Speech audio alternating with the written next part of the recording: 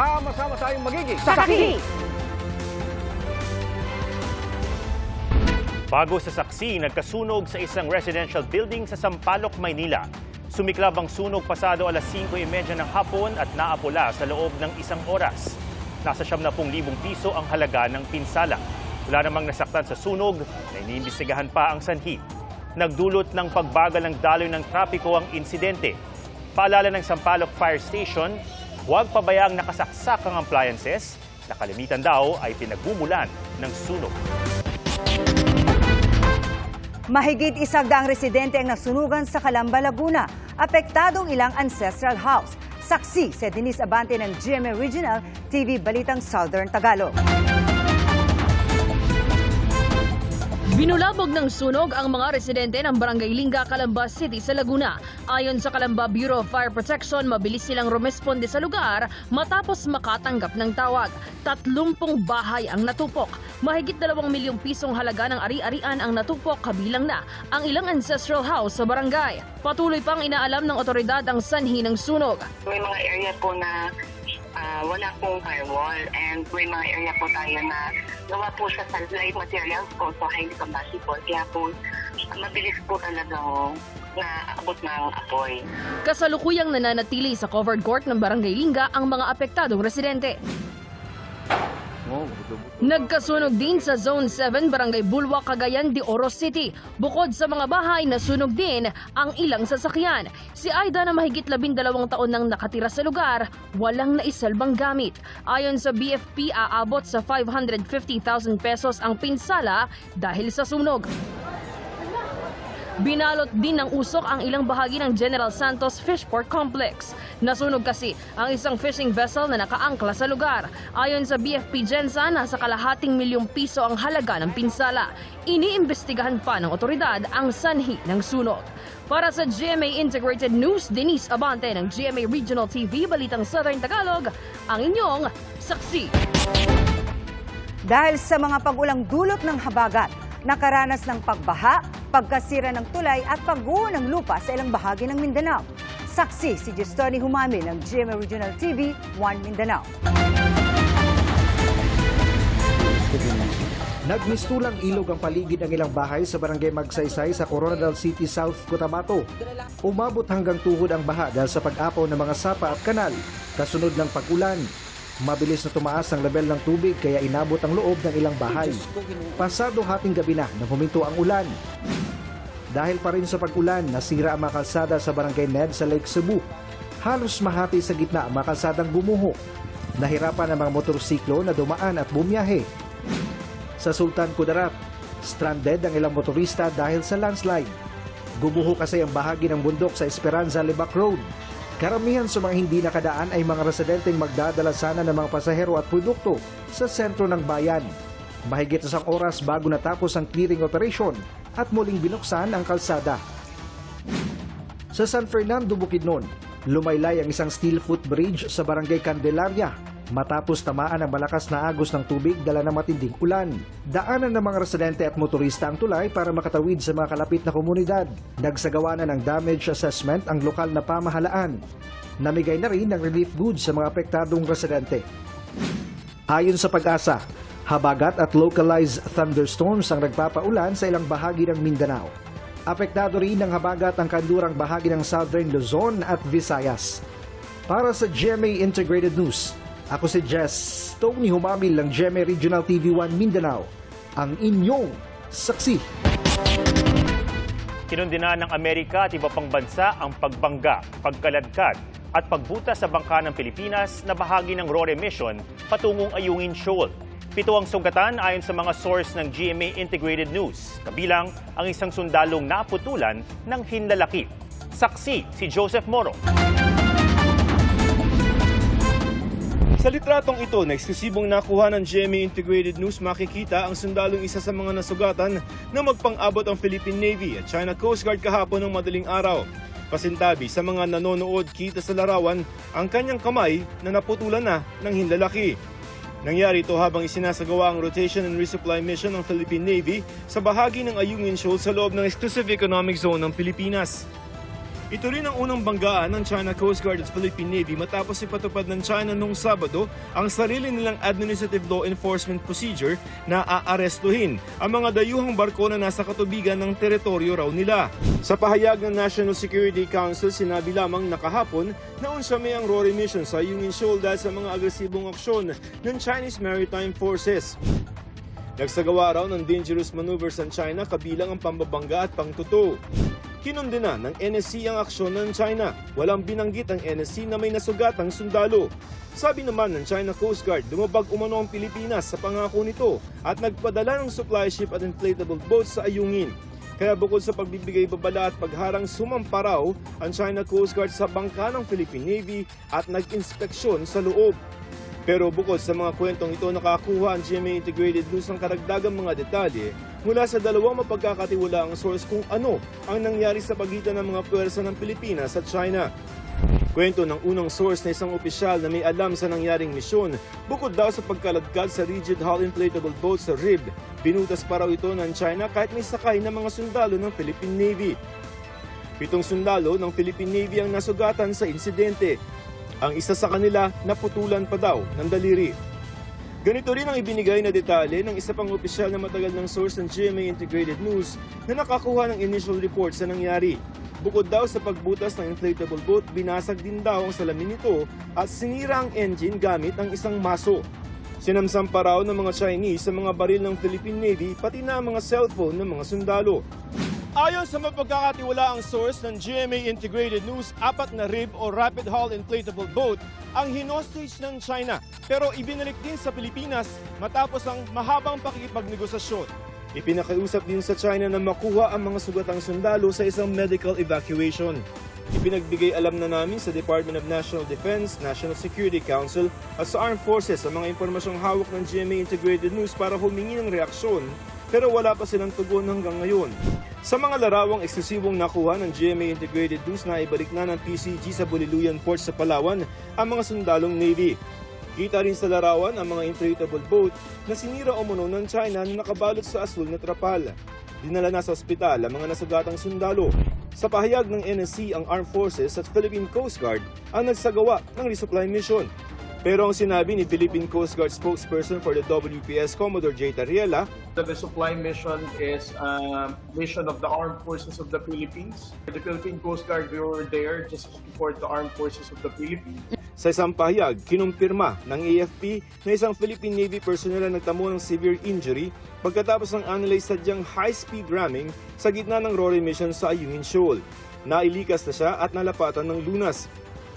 Hindi raw katanggap-tanggap ang ganitong agresibo at unprofessional na hakbang sa isang lehitimong humanitarian mission. Dapat daw pigilan ng China ang kanyang sarili para hindi lumala ang tensyon sa West Philippine Sea. It's an unlawful armed attack that of course has caused injury and of course damages, and it's a violation of international law. Military vessels are supposed to be immune from boarding and of course harassment. Kung pwede nilang gawin yun, they can also do it to the Sierra Madre. Kinundena na ng Amerika, Canada at United Kingdom ang nangyari sa RORY mission. Nagpahayag din ng pagkabahala ang South Korea, Germany, Japan, France, Australia, New Zealand at European Union. This kind of behavior is provocative, it's reckless, it's unnecessary, and it could lead to misunderstandings and miscalculations that could lead to something much bigger and much more violent. It's imperative that the rightful legal maritime claims by the Philippines are respected by the PRC and by everybody else for that matter. Para sa GMA Integrated News, Joseph Morong, ang inyong saksi. Bukod sa pagtutok sa cybercrime at online gambling, paiiralin din ang reward system sa NBI sa ilalim ng bago nitong hepe. Doon daw gagamitin ang kanilang Intel Fund. Yan ang aking sinaksihan. Look into this cybercrime. Ang dami ng scam. Kabilang yan sa direktiba ng bagong director ng National Bureau of Investigation na si retired Judge Jaime Santiago, alinsunod sa marching order ni Pangulong Bongbong Marcos. We will work hard on cybercrimes. Ito ang pupukpukan ko maigi, yung cybercrime. Baka iba sa inyo, naloko na rin. Ang target niya, maging proactive o manghuli ng scammer bago pa man makapambiktima. Paiiralin din daw ang reward system sa Bureau. Ubusin natin yung intelligence fund. Magbigay tayo ng reward system. Bakit hindi? Ikalat natin yan. Hindi ko bubulsa yan. Atin yan. Tutulong din daw ang NBI sa PCSO at PAGCOR laban sa illegal gambling. Sabi ni Santiago, mabait siyang boss, pero babala niya sa kanyang mga tauhan. The director must always be informed. Pag lumakad ka, hindi ko alam, buntot mo, hila mo. Walang magbabangketa. Mataas tayo. Sabi niya sa kanila, huwag siyang ituring na baguhan dahil sa NBI siya una nagtrabaho noong 1977 hanggang 1979 bago naging pulis. Kaya dito raw siya nag-umpisa at dito rin niya tatapusin ang kanyang karir. May bili naman si outgoing NBI Director Attorney Medardo de Lemos sa kanyang kapalit. Sana tapusin natin ang naumpisahan natin na efforts ng NBI at ng Department of Justice na maibalik natin dito si Congressman Teves. Inutugis din natin si DG Bandag. Sana ipagpatuloy natin ang ating mga efforts. Para sa GMA Integrated News, Marisol Abduraman, ang inyong saksi. Nananawagan ng Philippine Animal Welfare Society o POS ng tulong para sa mga abandonadong aso't pusa na nasakip mula sa Pogo Hub sa Porac, Pampanga. Ayon sa POS, humihingi sila ng donasyon para sa medical expenses ng mga hayop, lalo't marami sa kanila ang posibleng dati nang may sakit o di kaya ay napabayaan. Hindi pa raw ipinaampo ng mga alaga dahil kaka-rescue lamang sa kanila at mas kailangan nila ang atensyong medikal. Bukod sa mga aso at pusa, kabilang sa mga hayop na natagpuan sa Pogo Compound, ang mga ibong mako, mga kuneho at unggoy. Ilan sa mga hayop patay na ng madatna ng mga otoridad.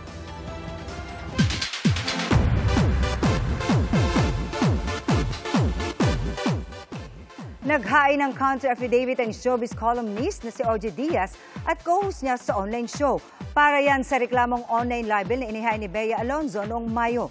Nagsampa rin ng counter-charge na perjury ang co-host ni OJ na si Lloyd Villarama laban sa aktres. Dahil sa complaint affidavit daw ni Bea, pinalalabas na nagsabi si Villarama ng mga mapanirang salita kahit wala naman daw siyang sinabi. Ayon sa abogado ng tatlo, bukas ang kanilang panig sakaling magkaroon ng pag-uusap o mediation. Patuloy na sinisikap ng GMA Integrated News na makuha ang panig ni Bea Alonzo kaugnay nito. Nagpa-excite sa maraming music lovers ang magkasunod na album announcement ni Jimin ng BTS at ang bandang Coldplay. Pinusuan naman ang Pinoy-inspired dress na inirampa ni Heart Evangelista sa Paris. Ating saksihan. Stand out ang Pinoy roots ni Kapuso global fashion icon Heart Evangelista sa kanyang newest fit. Suot ang banig-inspired dress, rumampa si Heart along the streets of Paris. There's more to come para sa mga tagahanga ni Heart dahil magbabalik siya sa big screen. Para yan sa international film na Infamous 6 na ipinasilip niya sa kanyang IG story with caption na, Soon. May newly found home si Rosé ng Blackpink. Kinumpirma ng The Black Label na pumirma sa kanila ng kontrata ang singer para sa kanyang solo activities. Naghahanda na raw si Rosé na ma-meet ang kanyang fans with new music at plano rin daw niyang lumahok sa music activities worldwide. How you like that, Blinks? Happy na naman ang Purple Hearts ng BTS Army dahil this July, i-release ang second solo album ni Jimin na Muse. Tungkol ito sa kanyang journey sa paghahanap ng source of inspiration. Ipamamalas din daw sa album ang expanded musical spectrum ni Jimin. Ayon sa Big Hit Music, meron itong 7 tracks kasama ang fan song na Closer Than This na nirelease noong December. May ilalabas din na bagong album ang British rock band na Coldplay. Yan ang Moon Music na nakatakdang i-release sa October. Very eco-friendly rin ang album dahil ang LP nito ay 100% gawa sa recycled plastic bottles. Pero bago yan, i-release muna nila ang single na Feels Like I'm Falling in Love ngayong June. Isa pang hinihintay na comeback, Katy Perry is set to roar again this July para yan sa kanyang single na Woman's World. Girl power naman ang power collab para sa remix ng kantang The Boy Is Mine ni Ariana Grande. Makakasama ni Ariana rito ang mga kapwa Queen of Pop na sina Brandy at Monica. Very excited naman si AG sa kanilang collab. Para sa GMA Integrated News, Aubrey Carampel ang inyong saksi.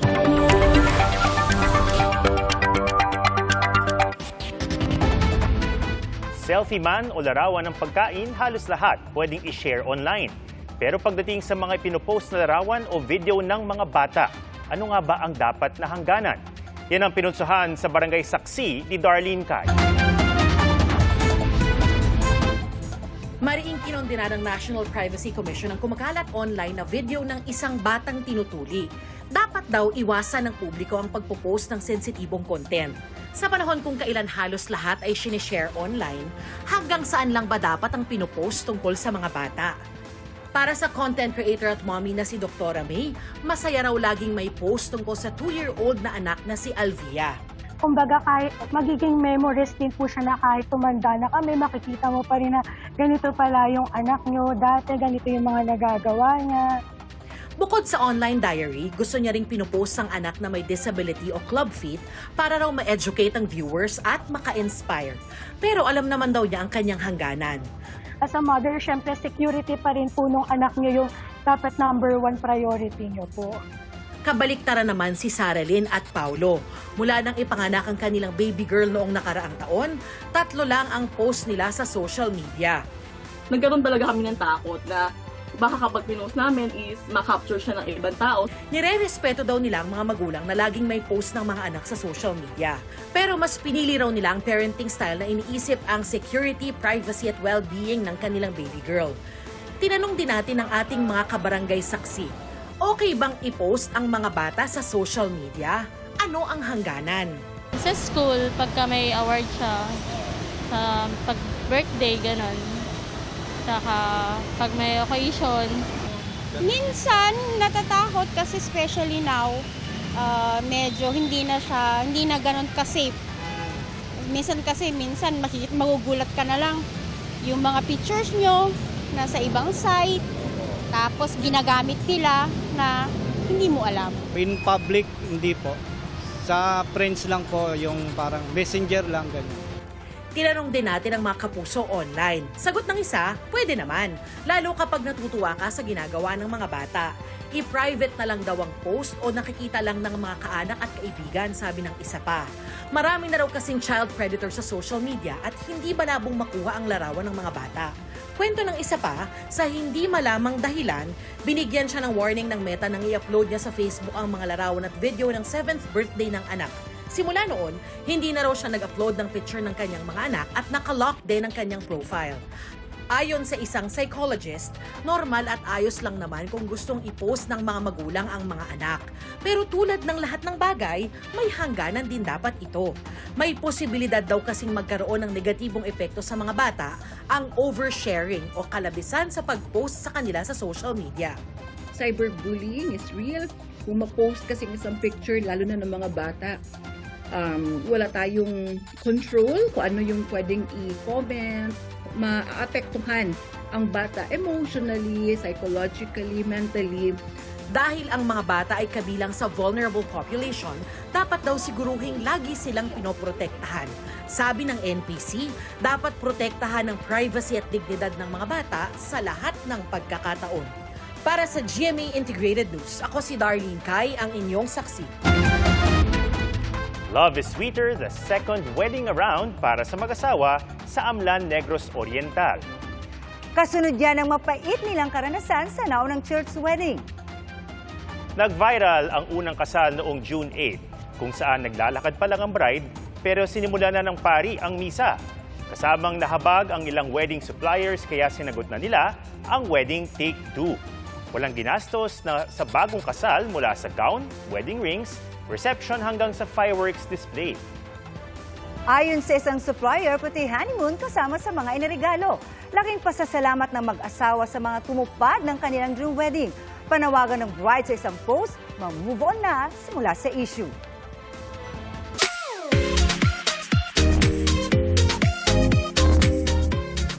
Ang nakaka-fall na falls sa San Miguel, Catanduanes. At ang nakakaaliw na karera ng mga babies sa Cagayan. Makibiyaheng saksi kay Chris Novelo ng GMA Regional TV, Balitang Bicolandia.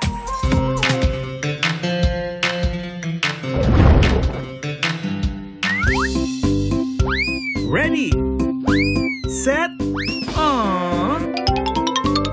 Sino ba namang hindi manggigigil sa cute na mga kalahok sa Baby Olympics sa Cagayan? Paunahan sila sa finish line habang naghihintay ang kanilang daddies. No worries sa safety ng kids dahil may gabay ng mga pediatrician at staff ng Provincial Health Office ang event. Extra special din ang karera dahil ginawa ito last Father's Day.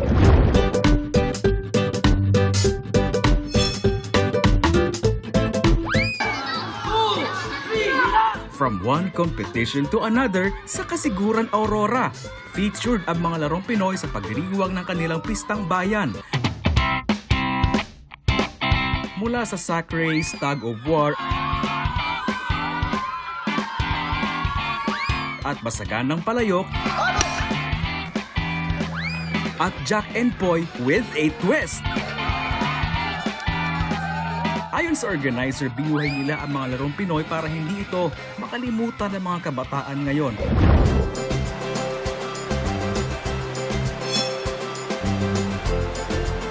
Tara't mag-dive sa kagandahan ng Buntahilla Falls sa San Miguel, Catanduanes.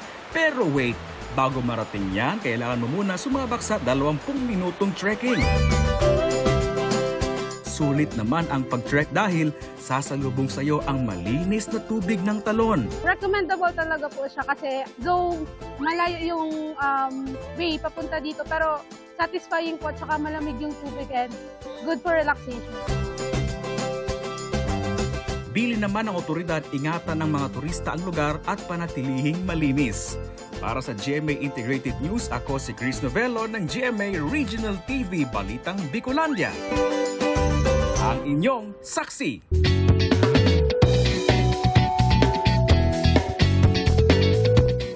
May world record attempt ang mga manikurista sa South Cotabato. Matalo kaya nila ang mga manikurista sa Canada? Kudkud dito, kudkud doon. Sabay-sabay naglinis ng kuko ang 160 manikurista sa bayan ng Tampakan. Ang target nila, makuha ang world record para sa most pedicures given in 8 hours. Nang maubos ang oras, nilinisan nila ang mga kuko ng mahigit 1,400 kliyente. Lampas sa mahigit 1,000 record na hawak ngayon sa Toronto. Hinihintay pa ang opisyal na anunsyo ng Guinness World Records. Salamat sa inyong pagsaksi. Sa ngalan ni Arnold Clavio, ako si Ato Maraulio. Sa ngalan ni Pia Arcangel, ako si Marisol Abduraman para sa mas malaking misyon at mas malawak na paglilingkod sa bayan. Mula sa GMA Integrated News, ang News Authority ng Pilipino, hanggang bukas, sama-sama tayong magiging saksi!